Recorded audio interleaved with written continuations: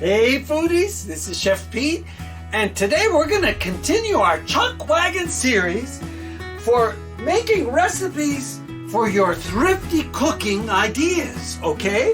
And today I'm going to talk about pork ribs.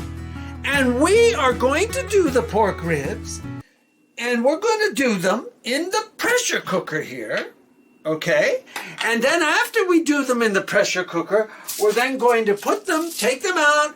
They take about 50 minutes in the pressure cooker on high.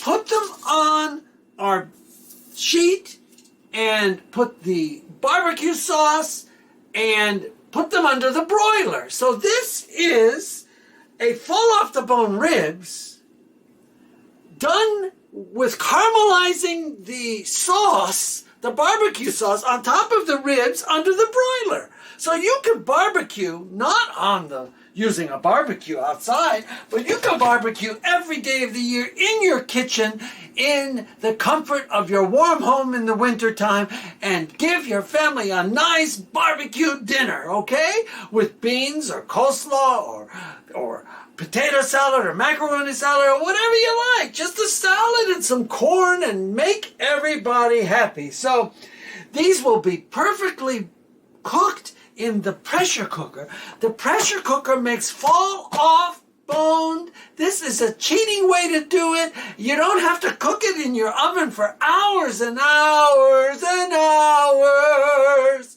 No, we do things that are easy on the cook and also on your pocketbook. Okay, so, Anthony has a question, everybody. Hold on.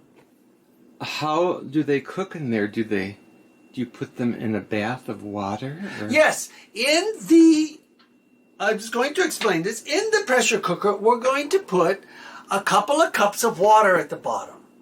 Then you can either make your own barbecue sauce, put your ribs in the pressure cooker, cover them with your own barbecue sauce. I prefer to use this barbecue sauce because it saves me some time, and I don't have to get the ketchup out, get the molasses out, get the brown sugar out, get everything all out. But you can make your own if you so choose. I have done it. I have made my own in years past, but I prefer the honey barbecue sauce, and this is called Sweet Baby Ray's. Some of you might like it, some of you might not. Use whatever you like, right? That's how this works here. There's no pressure.